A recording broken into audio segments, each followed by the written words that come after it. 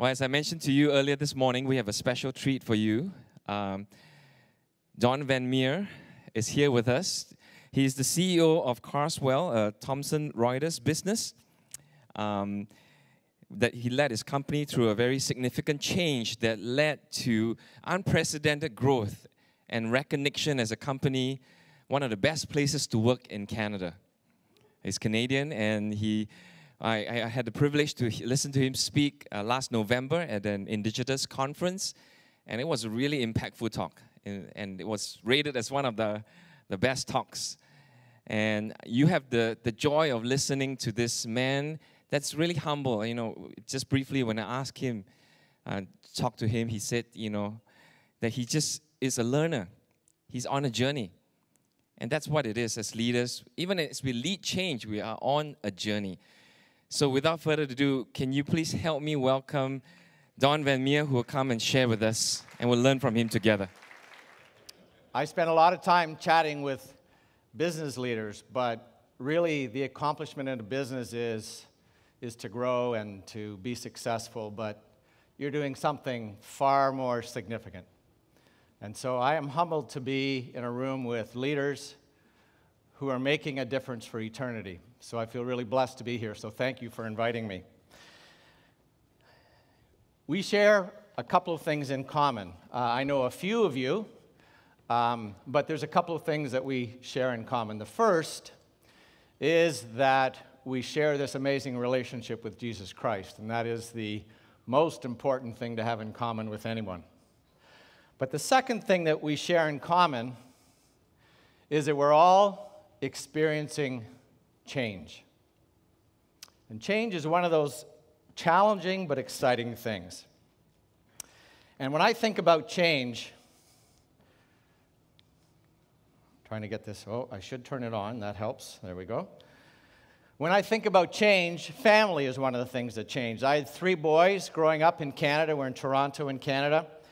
We spent most of our time in hockey rinks when they were growing up.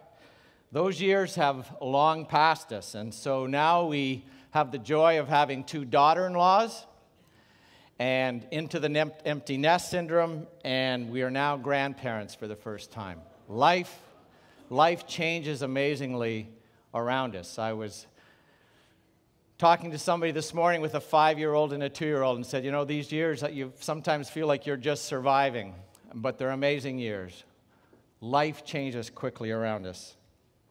This is a 1949 F-47 Ford half-ton truck. It's a long story as to why I have it, but my grandfather had a truck like this when I was growing up. The interesting thing about this vehicle is I drive it in the country roads outside of Toronto, and when you get into this truck, first of all, the steering wheel is about this big. And you get in and you turn the key on this side, and then you push the starter on the other side, and it has a 6-volt battery, which means not a lot of power, and you hear this, and then just at the right moment, it kicks in, and you're kind of listening for that, and you pull the throttle out at the right time, and away it goes. And I'll come back from a little trip like that, and then I'll decide I have to do something in the car that I drive today. And I have a key in my pocket, and I get in the car, and for some reason, I touch the brake and push a button, and everything starts. Technology is something that we assume in many ways, but technology is one of the things where we're seeing rapid change taking place around us so quickly, and the speed of change is increasing. I'm part of an organization that has gone through dramatic change. Organization's called Thomson Reuters. Reuters is a brand you might have heard with Reuters News. That's part of our business. But it's an organization that has gone through and continues to go through significant change.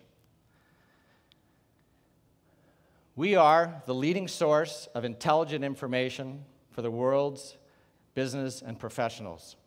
We provide customers with knowledge to act. Give them information that they can use in their fields of expertise and an ability to act on that knowledge. It started in 1934 with an entrepreneur in Canada who bought a newspaper in Northern Ontario, and on the side was selling radios, And he found he couldn't sell the radios because there weren't any radio stations and whether they could get some reception. So he started to buy and build radio stations. He saw that information was something that people would continue to have a thirst for. And today we're an organization that's 54,000 people worldwide, 300 cities, in over 90 countries. The business that I run in Canada, and I run a business in Canada, and I have responsibility for a business in Australia and New Zealand as well, but the one that I run in Canada day to day is 150 years old. Founded in 1864. We're the largest provider in the market that we serve, and our customers are primarily lawyers and accountants. And what we do is give them access to the law. So their role is to interpret law, make sure that their people that they're serving, that they're giving them the right advice. And so all the regulations, all the legislation, all the court decisions that go on, we provide that information. The biggest challenge for them today is there's too much information. And don't we all find that? What is it I need to see? What are the important things? In many ways, I say to folks in our business, we're actually delivering peace of mind, that people are seeing the right things in order to make the right decisions. That business, for the first 130 years of its existence, literally did not change. The way people consumed information was the written page. It was an incredibly successful business. And it was a business that, in fact, almost ran like a machine in many ways. And yet, as I took over responsibility for that in the peak of its success, I recognized, and we recognized down the road, change was coming. And that's one of the challenges with change. It's easy to understand you have to change when you are in a position where if you don't, it's over. It's more challenging to make a change knowing that you have to do it in advance of what might be coming. And so as we looked at, and as I looked at the business, I came to the conclusion that our organization was really hitting a tipping point. After 130 years, technology was going to dramatically change the way people consumed information. And we were going to actually move away from being this traditional publisher to being something that we called an integrated information solutions provider, taking technology and content and putting them together, and creating new ways for people to consume information and to make decisions and to stay on top of the kind of work that they did every day. The way our organization was structured for 130 years was pretty simple. We had an editor who worked with an author who produced a product, a book. Their name would be in the front of it. And we just had a process like this that was multiplied through our business. We produced 2,000 different products every year. And so you had people, this was their role. Every day was to do these things. And it was a very simple model, incredibly efficient, and one which just continued to go on and on. I could tell you to the nickel what it cost to produce any of our products, how long it would take, and we had people who did each of those roles. We knew that in changing and adopting our business to the new environment of how people might consume information, and not even knowing the platforms that they would be consuming it in, that we're going to have to radically turn our business upside down. We were going to have to move to something that was called a database publishing model, putting content in once and producing it in any format that people wanted, knowing that people have comfort levels on how they consume information. Some people start someplace, end someplace else. We couldn't actually decide for them. We had to create an ability to deliver content in any format they wanted. Well, what did this mean for our organization?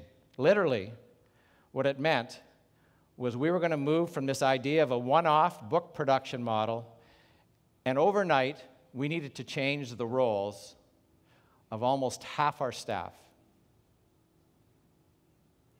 Fundamentally change what they did as they came into work every day. We were going to have to build a skill set, a core competency, which took technology and content and put them together. We actually had to build that skill set in people that didn't exist. And so as opposed to go out and hiring, we were actually creating that capability within our business. And the hardest thing was we had to actually challenge the business that was incredibly successful that was right in front of us. So what was going completely and perfectly well was growing immensely. We were going to actually challenge that model in the midst of that success. I read an interesting quote, which to me, really, as I reflect back at that point in time, it says, anytime there's change, there is an opportunity. So it's paramount that an organization get energized and not paralyzed. I remember when I confronted the fact that we were going to have to make this incredible change in our organization, that I first was paralyzed. Did I actually want to take this organization through this much pain? Did I actually want to change and redefine roles for half our staff? Did I actually want to create this chaos in our business, and what was the point? The point was knowing what was down the road. The point was understanding that if we didn't do this, that we were going to become irrelevant. And so I had to move from being paralyzed as a leader, because if I was paralyzed, what was going to happen to the rest of the organization? It would have been a disaster. And so we had to look at how we were going to do this. Well, I started to read about businesses that had been successful going through dramatic change. And as I read through a number of different business cases of what companies had done to transition, I read some very interesting things and saw some very interesting trends. Number one, organizations that go through change, first of all, have to recognize the need to change. Number two, they need to have a strategy. And on every one of the business cases that I read, those two things existed. And then for a very small percentage, this third one existed. And interestingly enough, the companies that were successful had this third element. And the third element was about engaging the hearts and the minds of the people in the organization. Right strategy, right recognition of the issue that needed to be addressed, but if you don't engage the organization holistically in that transition and change, it's very difficult to make that change take place. And what I saw is organizations that were successful were ones that were able to do this. And so the greatest single point of failure was the inability of who? Of leaders. The inability of leaders to harness the hearts and minds of the broader team. By definition, companies in the secular world that had done that were companies that were known as best employers. I'm trying here. There we go. And so I want to share with you a little bit of that journey, the journey of change, and some of the things we learned in that process. And by the way, we're still on that journey. It's a journey that never ends. But there were some fundamentals that helped take us through it. And so one of the things I looked at was what's out there that can help us through this process. And there's an organization called Towers Perrin that has done a significant amount of research in this whole area of change. And as you think about this idea of change, they talk about fully engaged employees. There are three things that happen. First of all, they have a cognizant understanding of the organization's goals and values and how people fit into it. Secondly, there's an emotional attachment to the organization. And thirdly, there's a motivation and willingness to go that extra mile to make it happen. In simple terms, organizations have engaged employees when people get it, feel it, and want it. I want you to think about those three simple terms as we chat through the rest of our time. People who are engaged get it, feel it, and want it. Organizations or ministries that are going to get through change are going to have people who get it, feel it, and want it. How do you know? Well, you actually ask people questions that answer where they are in terms of that idea. If they get it, the rational items, I believe strongly in the goals and objectives of what we're doing in our organization, in our ministry. I understand how my department, what I do, how it contributes to what we're trying to do in the broader organization. The emotional items, I'm proud to be part of what this organization is doing. This group inspires me to do my best work. And finally, really having a time here. There we go.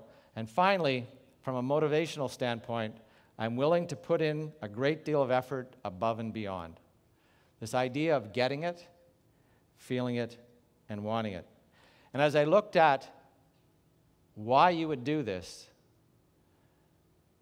and started to read some of the analytics that are out there, you see that organizations where people are engaged, 20% higher performance.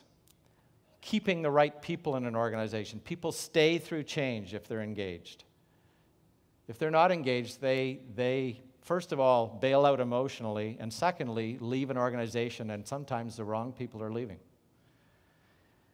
This last point is probably the most significant. In a typical organization of any sort, typically for every 3 people that are engaged, 2 are not. So think of trying to make progress. Just barely 50-50, just barely over the line of people moving forward, and 3 are engaged, 2 are not. How difficult it is to transition through change. When employees are engaged, that ratio is 8 to 1. 8 employees aligned, contributing, engaged, emotionally attached to everyone that's not.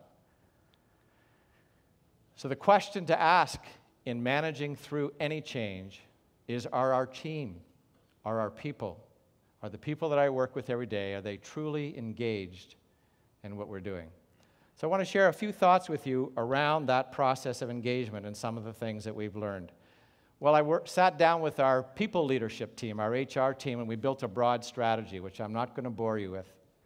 But I want to share with you some lessons that I think were really important. The first is that change needs context. You know, the hardest thing for people is, why are you doing this to me? When I had to announce to our staff that we had to change their roles, they were going to come to work not comfortable. They were coming to work trying to understand, am I doing the right things? They were trying to figure out, why don't I feel the same as I did before? I liked where we were. Why are you taking me over here, taking me from that comfortable to this uncomfortable? What is the point of this? And so change needs context. What we shared with our staff was the whole issue that the way people consumed information was going to change, and we were actually going to change the way our customers worked. And we had to do it because that's what was going to be demanded of us, and if we didn't change to accommodate that, we were not going to be successfully contributing to their success as an organization. So change needs context, first of all.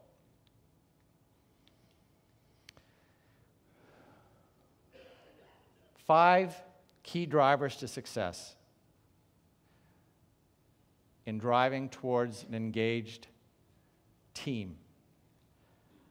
First is that it's about leadership alignment and accountability, leadership that's on the same page.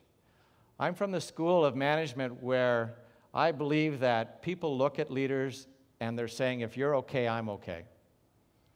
And if you're not okay, I'm not okay. We cast a huge shadow as leaders. People are looking for, and from us as leaders, that confidence that we are leading them in the direction that we need to go. Clear organizational values that resonate, listening to people in our organization. They have insights and knowledge that we don't have, and we need to listen to them and understand that. Making sure that people know in this changed environment what we expect from them so that they actually feel comfortable they're delivering to what it is as leaders we're looking for. And lastly, taking the time to communicate, recognize, and celebrate. Let me just take a couple of minutes on each one of these. People who work for us or are led by us read very clearly when we're not aligned. That's probably the greatest discomfort for them in looking at leadership. If we don't believe in what we're doing, why should they?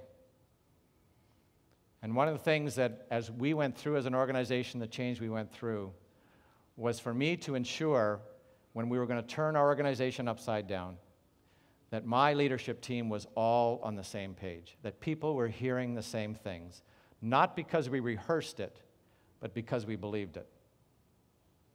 And then when they asked the question, "Are you okay?" and then "I'll be okay," the answer was yes. We passionately believe in where we need to take this organization. A leadership team that's committed to walk the talk, prepared to be accountable and hold each other accountable. And we made a commitment as a leadership team. If any of us saw anybody else in our leadership team doing something inconsistent with what we agreed with as a leadership thing, as the right things to do, then we needed to call each other on it. And we did. And those were hard conversations. But they were the right conversations to take our organization, take our team forward. An organization of people cannot be engaged if a leadership team is not engaged. A leadership team that gets it, wants it, and feels it. In the secular world, I find it very interesting, is people resonate with values that have a connection to them. We all yearn for the right things, and you live in an environment where your ministry is so fundamentally connected to the biblical principles and values that are there. A wonderful thing, there's such clarity there. But the world around us also is looking for something. They're looking for things to hang on to. And so we established values. They're not magic, other than saying we're going to live by them. And when we actually put these values into action, we didn't put up a poster. In fact, as a leadership team, we identified these 4 values and said, this is what we will stand for. And we're not going to tell one employee. And we're going to live them for an entire year. No posters, no big announcements. Live it.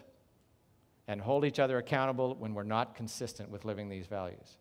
And that's what we did for an entire year.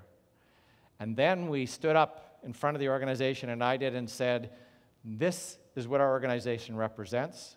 We want you to see that in us and hold us accountable for that. And we are now going to hold you accountable for it. And you know what they said? Yeah, that's who we are. That's what we've been doing. Not by posters, not by great campaigns. It started with leadership, walking the talk, and living to those values. Listening to people in your organization. We decided we would do an employee survey and ask people questions, and they were to answer those questions anonymously, and we gathered this information up. At that time, we were about 700 employees. And I remember the first time I looked at those results, we just got hammered, just whacked by people. And you know what? You kind of learn, if you don't want to know, don't ask. But if you really want to know, ask the questions. And people will tell you. And they'll tell you what you don't want to hear, but they will tell you what you need to hear. And so I remember getting those survey results. And like anybody that wants to stand up in front of a room with some news that's not so nice to share about yourself, you're trying to figure out how to package it in a positive way. And we're wading through these pages and pages of survey, and of course, I'm the one that's going to have to stand up there and share these results. And they were brutal. They were really brutal. And, you know, we're agonizing over every word we've got in the PowerPoint that we're going to take up there. And then finally, we just looked at each other in the room, and we said, you know what? The only people who didn't know these survey results was us. They know all this stuff. What they're waiting for is to see if we're going to stand up and acknowledge what they've told us. And that was a turning point for us in terms of our employees building one more level of trust. They heard us say, we're not perfect. You've told us these things. We are failing in these parts of our business as a leader. We do surveys every year. I share those results every year. We get whacked on a few things every year. That's the point of the surveys. And what we did over the years was start to say, here's what we'll fix, and here's 3 things that you need to fix. Because there's no them in any organization. People love to say that. It's about us, not just leadership. It's about the whole organization owning where we are and owning where we're going. And so part of the process for us saying, we will own these things. You need to, if we want to be better next year, you need to own these things. And that created an ownership across the organization that has been a hallmark of our strength that continues to be today. But I guarantee you, as we look at this year's results, there will be things we're not doing. We can either be defensive, we can either decide we're going to rationalize them, or we can listen. And when you listen, you engage people even more. We spend a lot of time on what we call alignment, connecting people. Biggest fear for people who work for us as leaders is, what is it they really want me to do? Am I doing the right things? Nobody comes to work with a desire or comes into ministry with a desire saying, I'm just going to do my own thing, and I really, I'm going to try and do everything that nobody else wants me to do. People want to contribute to the right things. But sometimes what we think is very obvious to them as to how their action connects to where we're going in our vision as a business is not so clear.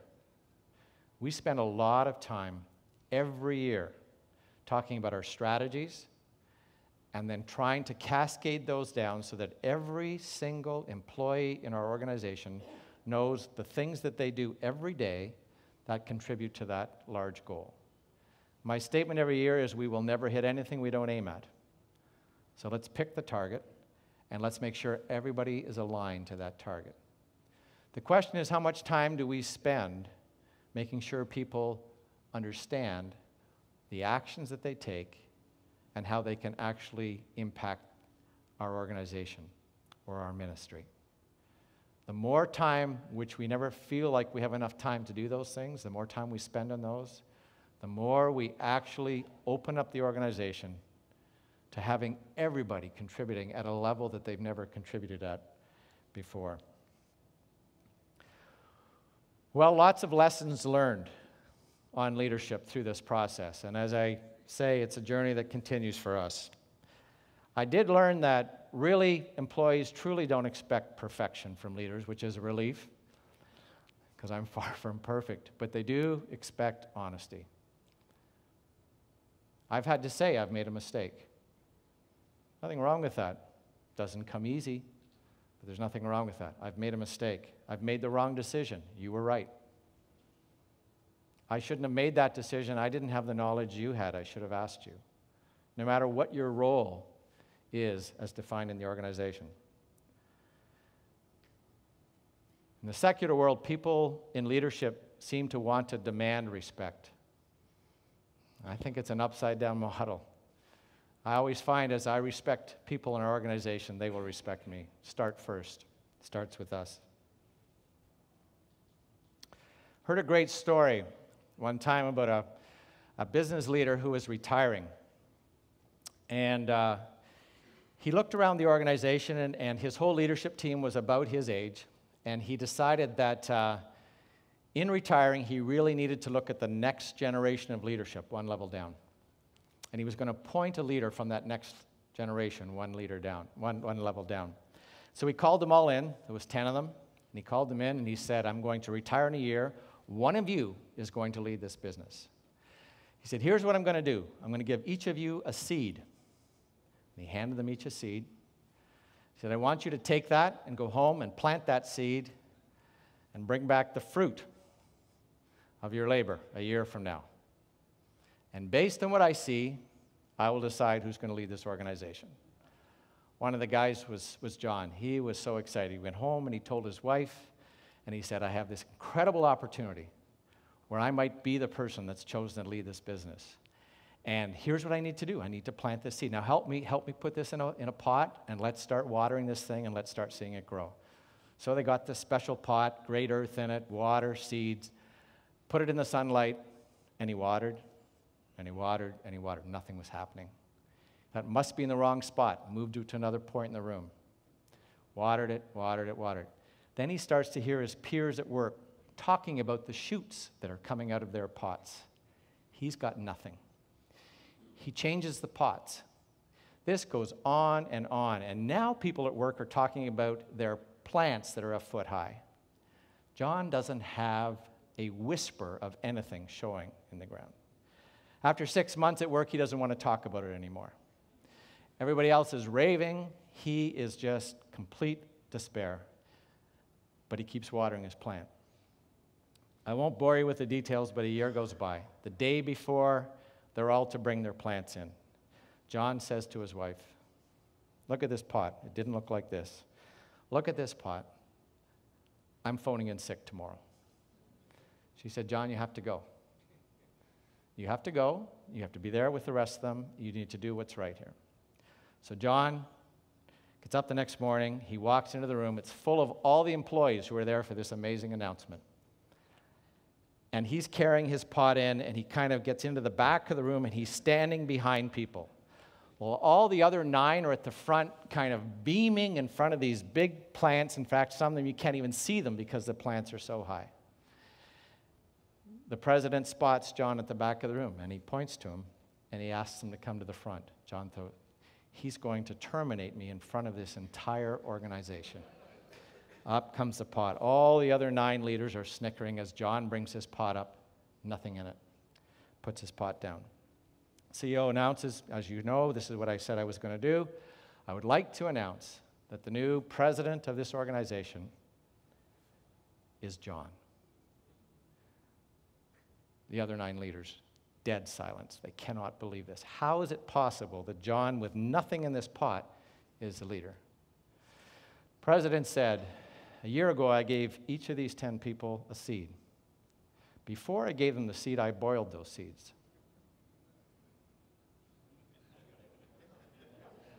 So here I look at 9 plants, which are really, I'm not sure where they came from. Here's someone who did what I asked them to do. He said, leadership is about integrity.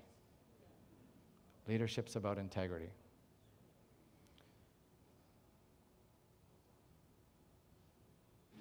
The greatest influence on my life as a leader has been Jesus Christ.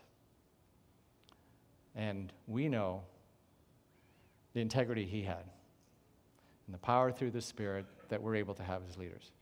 Integrity matters. Integrity matters. In the busyness of life, people never get tired of hearing they're doing a good job. We put a lot of time and effort into dealing with folks who are struggling and not doing the right things. If only we could put as much time into the people who are doing the right things, just to encourage them along the way. I think my biggest point with this probably is that big things are the little things. One of the things we started to do early in our successes as we got through changes was we ordered ice cream trucks to come to the front of our building. Sent out a note saying, we're so pleased with our progress through this huge change we're going through, have an ice cream on us. Might have cost $1 a cone. People would go outside, take 15 minutes to get an ice cream cone. I got more emails of thanks of how meaningful that acknowledgement was than all of the big hoopla programs we've ever launched and put in place. I think for leaders, it's hard for us to stop and take the time long enough to do those little things, but they matter so much to people, and that's what builds engagement. So what happened to our organization? Well, one of the things that we actually did was we had this profitable print business that we attacked by launching this content technology business, took profitable business away, Our business actually went flat in revenue for a few years because people traded. They stopped buying print and started buying electronic product. Our margins went down. And I wasn't sure I was going to survive through that transition. But we did. And through that transition, our business has continued to grow. And in fact, we are continue to perform above the businesses in our field. And we've seen more success than any of our competitors. Their strategies are as good as ours, I'm sure. They've made changes that were tough as well. But this I know because we've had external validation, there is not a better engaged workforce in our market than ours. And that's not about me. That's about people across the business being engaged. People who get it, people who feel it, people who want it.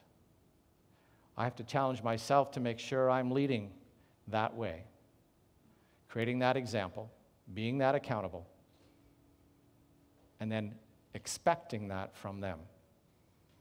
And when I expect it from them, they more than deliver, they over-deliver to that. And what's interesting in that environment is sometimes people opt out, and people don't necessarily like to talk about it, but I do. I don't think there's anything wrong with somebody saying, I don't buy this change that you're doing as an organization. That's okay. But you need to decide that this is not the place to be. Stay here, engage with us, change with us, and we will build an amazing future. And having people passionately believe that has allowed us to go through that kind of change. We've been recognized for the last 10 years as a top employer in Canada because everybody across our organization contributes to it being the right place to work. And they work hard, but they're engaged, they're motivated, and they want to be a part of it. As I think about the power of engagement, though, as much as engagement is something that is powerful in a business context, its most powerful application is in our personal lives. And I'd just like to take a couple of minutes to share our personal story. Are we okay? As a little guy, I was someone who had this incredible fear of failure and inadequacy. Started as a little guy. I'm not sure why. I had parents who loved me. I was one of 3. Parents who loved me, were positive reinforcement to me. And yet I struggled with that as a little guy. And as I got through into school, as I got through high school, I struggled with just being afraid that I wouldn't measure up. When I wrote a test or exam, I heard kids around me come out of an exam saying, I wonder how well I did. My question always was, I wonder if I passed. I wonder if I'm good enough. Well, I went on to university, went through university, decided to become an accountant, and had those same struggles going through university. In order to become, at that time was called a chartered accountant in Canada, there was a set of exams you had to write, preliminary exams, of which 2/3 passed. So out of 100 people, 66 passed the first set. And then you wrote 4 final exams, 4 days in a row, of which 50% of those people passed. So out of 100 people, 33 would get through the program. That's not a good program for somebody who has a fear of failure. So I went through that program, and I was studying, preparing. And a bit of a segue, I grew up in a home with a mom and dad who weren't religious. They were people who had a relationship with God, a personal relationship with the Lord Jesus. And I witnessed that growing up, and it was, as a teenager, I took that faith to be my own, made that decision myself. And so I was in an environment, and that's what I had grown up with, and I did have this faith. But I had this struggle, always out here saying, are you good enough? Do you measure up? Everybody seems better than you. Well, I remember coming up to writing these exams, and when you worked for a chartered accountant firm or a CPA firm in those days, you knew the pressure of not passing. You didn't have a job. You were basically out. This was about measuring to see if you were even at the bottom good enough to get through. I remember the morning of the first exam, being in the shower, and being so overcome with fear that I couldn't move. You know, as I share it years later, it still is there. I can still feel it. And I remember crying out, God, I can't live this way. Now, I'd like to tell you I heard a booming voice. I didn't. But there was a voice in here that said, you don't have to live this way. The message from all the things I'd learned and grown up with was, God loves you and accepts you just the way you are. You're already good enough for him, not because of you, but because of him. And in that moment, I came to the realization that I had lost track with what success was. I'd listened to all the things around me and had focused on this exam defining me. And what I realized was it didn't define me. God has already defined me as being incredibly valuable. And at that moment, for me, what changed in my life was what I understood here finally came here. I got it, I felt it, and I wanted it. And through my business career, I've had lots of ups and downs. It's not success every day, but I've had a measure of success simply because I realized that my successes and my failures don't define me. What defines me is that Jesus Christ rescued me and made me someone that I can never be on my own. And he said I'm worthwhile. And as I deal with the challenges in my business life, as we all do in our lives, in our personal lives, what reminds me every day of what it's about, God values me. Engagement is a powerful thing. And as you lead this incredible organization through change, part of the courage is to say we need to change and to believe it. Part of it is to know sometimes that change seems to be earlier than we'd like it to be. Bless you as leaders for stepping out and seeing in your vision down the road where you need to change now to be there. Change in the midst of chaos is not easy, but it's the right thing to do, to take that step as leadership and do it. And then when you do it, make sure that you spend the times with your team so that you, number one, as a leadership team, and you, number two, in taking and leading your organization, that you have people who get it, who feel it, and who want it. The hardest thing for me is leaving today because I was so blessed this morning with our worship and with the teaching we had as we started out. I'm jealous not to be here all week with you, but I count it such a privilege to be in front of this amazing group of people. God bless you in what you do. Thank you for your time this morning. And I think we were going to say if there are any questions, or how do you want to do that?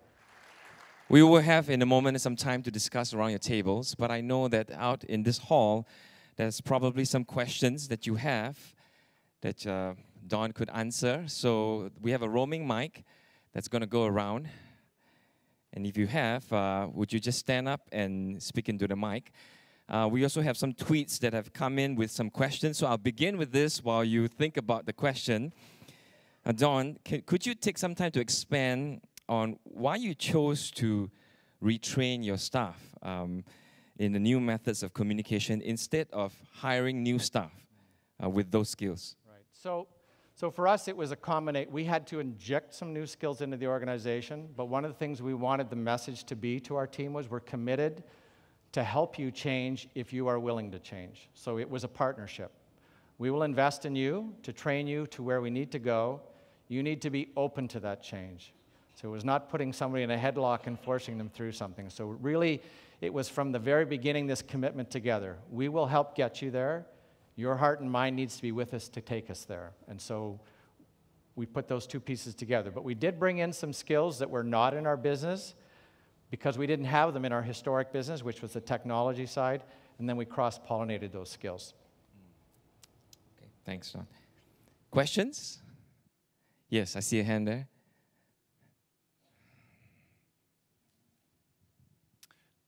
Do you measure your values? And if so, how do you measure them? Yep. Great question. So our values are measured. We in our survey every year, we ask if people, number one, believe that we have the right values, and secondly, how we are measuring up to those values, the consistency of those values. And so we had our benchmark from 10 years ago, and we benchmark against those every year. And one of the things we find, for example, is we might get feedback on something that says, one of the things that we're strong on these days is making sure there's open and honest communication, making sure that we're very forthright with things. So we will focus programs on that, and what we're expecting to see is that our scores will go up, which basically says the connection's there. So yes, constant measurement is the only way to know whether you're making progress. And when we see something drop, then we drill into why it dropped and make sure that we actually identify some things that we'll move to step it forward. So it's a constant ebb and flow, but what you're not seeing is these major drops. You're seeing these small incremental changes. So you said people need to get it, they need to feel it and want it. What, as you moved into like a ton of organizational change, what are some practical things that you did to help people want to change? So great question. So the first is believing in the vision, sharing what the vision is, and having people, they want to know, the first thing they want to know is why. So the more they can understand the need for change and why the change has to take place, they can be a part of it. So that's the fundamental starting point in terms of that. And then the whole idea of them having a voice becomes another piece that's really important to that. So that survey process. One of the big things we said to people was, when we are going, because one of the things that creates is fear. What's it going to mean structurally? What's it going to mean to our job? So one of the things we said, and our mantra continues to be, because we're still in change. We're an organization that, in fact, when we hire new people, we say, you are joining an organization that's going to go through constant change. So if that's the wrong place for you, this is the wrong organization, because we're just constantly evolving. So embrace that, and this is the right place. But one of the things we said to people is, every time we have made a decision, when we know something, we will tell you. When we don't know something, then there's nothing to say. People assume that there is this big strategy that's laid out from top to bottom. I can tell you, at the beginning of our process, I couldn't tell you 6 months from then some of the decisions we were going to have to make. But what we committed to is saying, when we know something, we'll tell you. And so trust us, if you don't hear from us, there's nothing going on back here that you should be worried about. We'll tell you. That was probably the biggest. Thanks. 1 minute. One more question? Yep. Yes. Okay, you talked about your employees. What about your customers?